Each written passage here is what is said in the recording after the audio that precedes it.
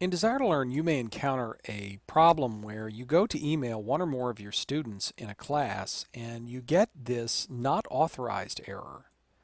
There's a frequent culprit behind this. So many of us use the quizzes engine in D2L to create online exams or quizzes for our students. And in the quizzes engine, you can shut off students' abilities to use D2L's pager system. When I click this pager icon, I'm told you must complete the following quizzes for alerts to be enabled.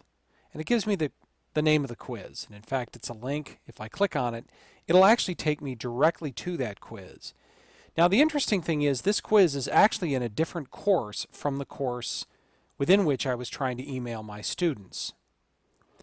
What's going on here is I created a quiz in this particular course.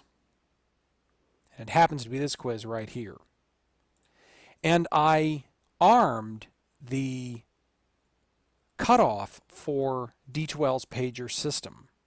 I see that under Optional Advanced Properties within the quiz editor.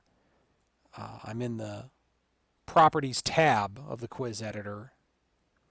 And I've got Disable Right-Click and Disable Pagers and Alerts.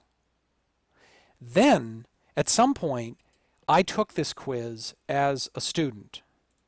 That is, perhaps on the course home or maybe up in this drop-down menu, I said View as Student.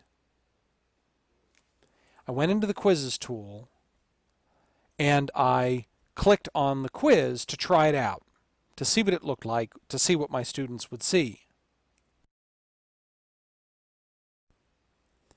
The trouble is that D2L has activated the disabling pagers system for this quiz, not only for when I'm viewing it as a student, but my D2L account overall. What D2L doesn't mention is that this also disables the email tool. So as an instructor then, I can't email my students. There's a very simple fix for this. I can either go back to the quiz wherein I've got an incomplete, a started but not completed quiz response because I navigated away before actually completing the quiz, and I can finish the quiz. I can go into the quiz and I can scroll all the way to the bottom or to the last page, go to Submit Quiz, and I can submit the quiz. Once I've done that, D2L releases the lock both on the pager tool as well as my ability to email other users of D2L, namely my students. To be honest, a much better option is to not use these disabling cutouts within the quiz itself. So I go back into the quiz editor, I'll scroll all the way to the bottom. If this is collapsed, I'll click on it to expand it, and I'll uncheck these boxes. The truth is that if students want to communicate with each other during an online quiz, they're probably not going to use D2L's pager system anyway. They're going to use text messaging, they're going to use their email outside of Desire to Learn. Disabling right-click is also not going to do much to prevent any kind of academic dishonesty.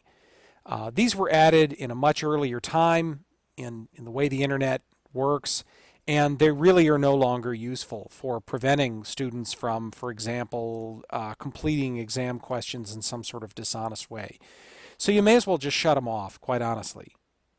And that way, you'll never encounter this problem when you take your quiz while viewing your class as a student, and then you navigate away before finishing the quiz. You won't inadvertently shut off your email.